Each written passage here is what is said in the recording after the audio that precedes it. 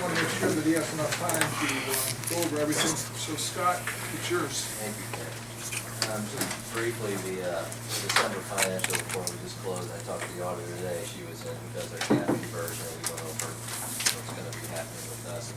But the good news is, if you turn to that page in the commentary section, we do have an increased carryover from last year. Last year we ended the year all funds on a cash basis $6,208,668, and now this year we ended $6,276,000, and we did project a higher carryover balance, but through the year then we increased some road projects, and so that lowered our.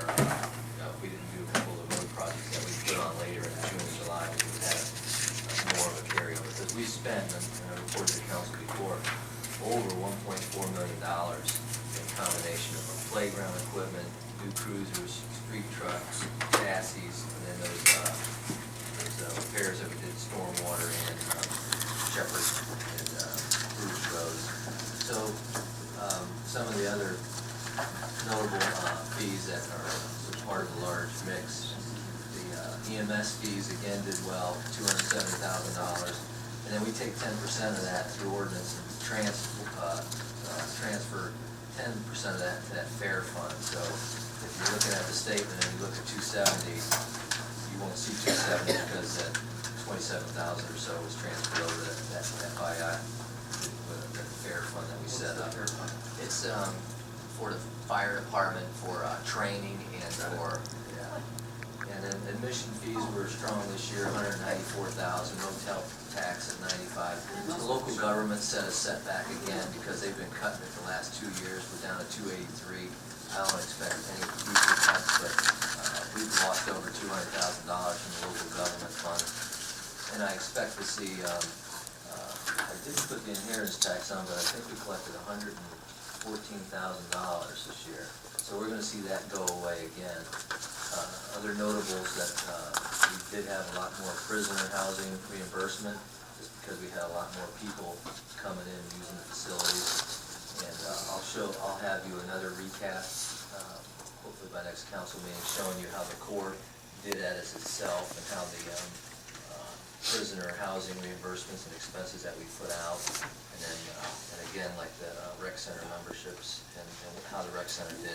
The rec center finished in the black overall, $17,000, but that was also due to reduced expenses that we had from that when we did that bond. We saved $50,000 a year.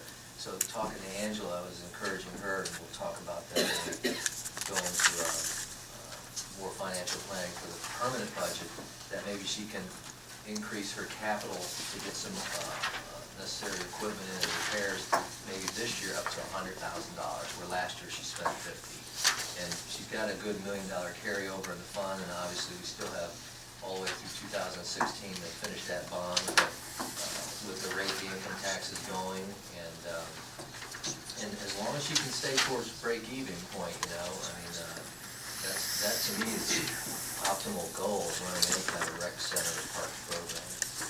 So, you know, good news through the, you know, nobody needs any serious equipment. I'm hoping that when we discuss future capital this year, I know Bedford Road's been mentioned, how we can fix that, address that problem. Police cruisers, nothing major. The police department, the fire department already had their $50,000 for that rescue vehicle, the pickup truck that he wanted. That was already in the initial budget. So if we're just talking 401 fund, strictly capital, you know, I think we need to have a plan, but maybe hold off and see if we can get this fire levy passed in May, because if we don't, we're going to have a shortfall of $400,000 in the hole. That will happen in 2014. We won't receive that property tax. We'll have another shot, obviously, in November, but if we lose up both those times, you know, we're going to have to make up that $400,000, especially since income tax are rolling off in 2014. So we're going to see a reduction in revenue as much as $750,000 by that 0.25% rolling off. And I talked to Rita, and they're going to run some scenarios where if it rolls off and we still maybe we reduce the credit instead of 100% tax credit, maybe we just even say 90% tax credit. Just run me some scenarios and see where we'll be at if or dedicate another revenue stream towards capital. Where we're at now is optimal, and getting the city run, I think, because of the major roads that need repair, and I think that $750,000 hole is what we almost really need to maintain a good capital road program and replace vehicles. And so somehow in the whole mix of things, that's, I would hope the goal somehow we can get to, whether we increase it through property income tax or reduction of the credit that we give the residents. So again, someone's always going to be affected no matter what you do, and it's just try to be the best in the fairest way for taxation. We have enough to get along too if we want to, I think, right? Yeah, but I think it's, since it's a renewal, I think that, and I think. Well, I mean, I would rather general elections for sure. Yeah. Actually, November would be my first choice, since that's the big one. Well, hopefully if we go out and just inform the residents of our need, and I think they'll respond, and I think that our fire department is, obviously second to none in this area, and I think they've done a great job, and I think that the residents will hopefully respond the first time, and we won't have to worry about that situation in November. Scott, could you, I'm sorry, Dave. I just have one quick question, two questions. The fire levy is how much? $1 mil renewal. I understand there's 1 mil, but what is it? It's 400,000 a year? Yes. Okay. Three, it's on that, yeah, 398, something around there. All right, and the other question is, for the 750 that you were talking about falling off when the 0.25% expires, that can include that 450 in addition to the 400? No, that's how much we're basically getting with that 0.25% increase. I mean, Got it. Okay, that's fine. we're That's actually separate getting numbers. more because of increased growth, but you can pretty well think 750 is what's gonna come off at that 0.25%. And I'll have Rita renew those numbers for me, and I talked to him yesterday, and he said next week he's swamped too. And I told him the different scenarios to run for us to give you guys a better view of what can we do to mitigate this. And then I think you were talking about possibly setting up next week sometime, if you want, or whatever's convenient for you to do a finance meeting to go into. We're gonna have a work session scheduled next Thursday already, that'll start at 6:30. So you're doing the Thursday then? Thursday, Thursday's yeah. better for me.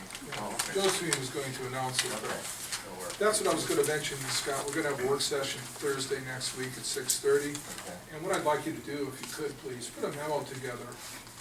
You mentioned some avenues toward revenue enhancement. Right. Why don't you break those out for us, put a little memo together and explain each of them, Okay. and I'd appreciate that. And you can present that on Thursday. All right, thank you. Any other questions? We've got about 20 minutes left, let's get into the agenda. Is everybody okay with their committee assignments? No problem. You just want to keep them as we had them for the prior year? Okay. The first ordinance, I think that's a Rita ordinance. So, Rita, do you have any comment on this? We're just going into our third reading, and I hope, that it's important, I think, to know who introduces legislation and which council members sponsor it, and I just hope you guys all support me. So, Now, we got resolution 4-2012. I think we touched on that just a little bit. Who would like to take that, Shane, or safety? Sure. Second and third? Sure. I think so, she wants to take it down. Ordinance number 5-2013. There's going to be a rec center meeting next Wednesday. Yes. You give it a second if you don't mind?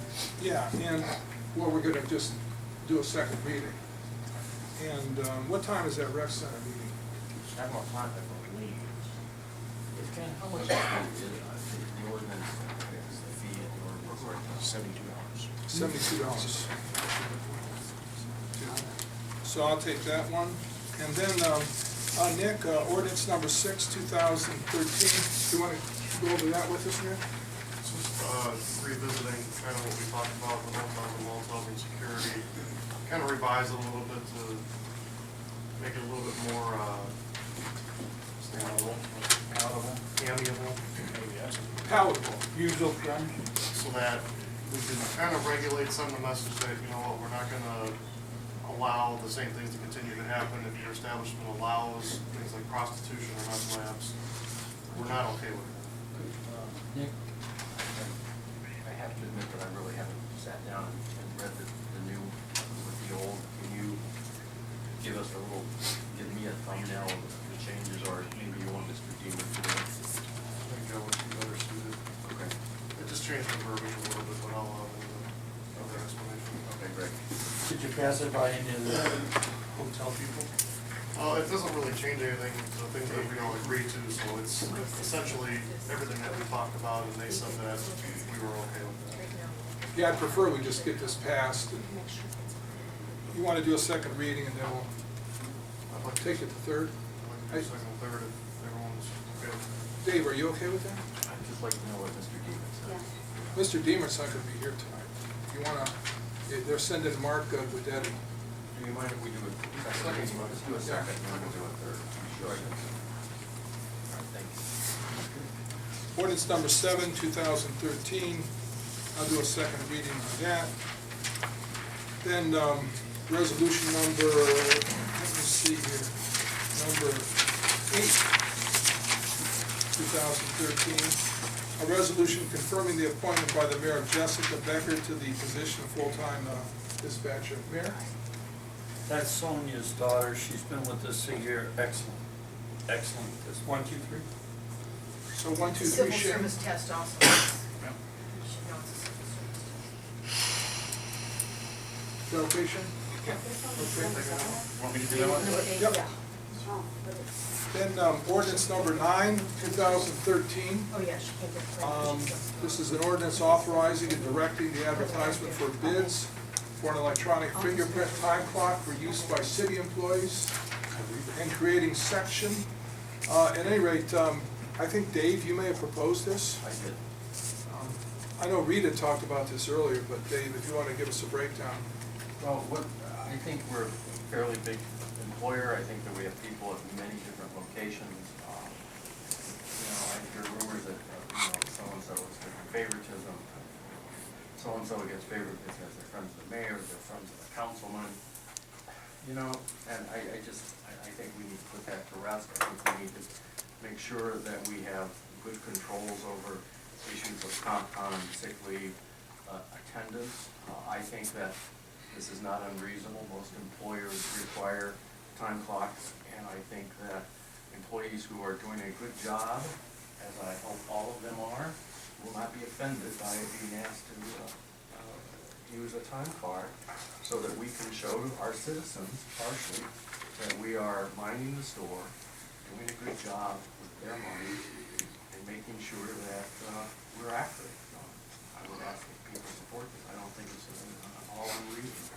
What was we had like $7,000 in there last year's budget, I thought, for that. I think we did. We were going to do that, and then some people decided that they didn't want to do it, and some other people said they didn't want to offend employees. And I started thinking, employees who are doing a good job won't be offended because it only proves that they are. I think, we're asking for additional levies, renewals. I think we need to show our citizens that we're minding our P's and Q's and making sure that they're getting the best possible for their money. Well, certainly going into the level of transparency, but I just wonder if maybe I think the safety forces were in there, the mayor is in there. The mayor's not in there. Well, I mean, excluded, I'm sorry.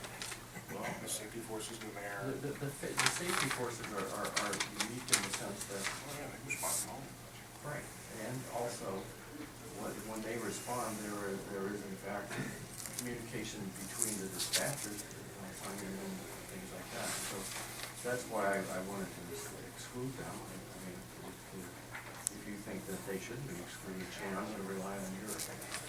No, because you're right, as soon as they go in, the cat's gonna, I didn't even think about that, that's good. As soon as they put themselves on the air, which I'm sure they do, as soon as they get in their cars going in the air. Should we just maybe not include all the salary people? I mean, how many salary people are gonna see? Maybe 10 or 12, I don't think that hourly should be included. Well, I think that salary should be included too, because they have issues of comp time, issues of sick leave.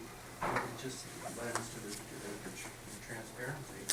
And, I think it would make it easier for finance to track them. I don't know if Scott has a different opinion about that or not. I think everybody, nothing wrong with asking everybody to sign in. No, I see that, if this passes, I think it needs to be amended to include, because it just specifies full-time employee that needs to be said part-time as well. There's one of the things that's all on there. I wanted it to be everyone, particularly when up at the rec center. We have And then maybe some modification, I know the third time you get 3 days off, and is that like a rolling thing, or, if I don't punch in today and 2 years from now I miss another one, do they ever roll off? That would be a question that would be, Well, the reasonable. CBAs would probably address the discipline issue, wouldn't they? Well, I think because of discipline issues in the ordinance, that's what I, Maybe, I certainly wouldn't expect this to go to third reading today anyways, but maybe I could talk to Scott or Mr. Deeman and make some of those changes, and we can bring back an amendment next week, and so we can just do a first reading. I just wanted to mention, as I sent to my email to all of you, my experience in the service department, paramedic and firefighter, all employees where I worked punched in. Very few people respond from home these days, less and less. And it was intended to be to the employee's benefit, that they could always prove where they were. You have people, especially in Cleveland recently, the fire department fiasco with people working other shifts and so forth and so on. It was abused. And I'm assuming that some of them lost that privilege. Time clocks protect employees. This is not done to keep track of them and to see if they're honest or dishonest. That's assumed. However, everything is fine till somebody has an exception, so there's some headache. This is, originally was intended to be a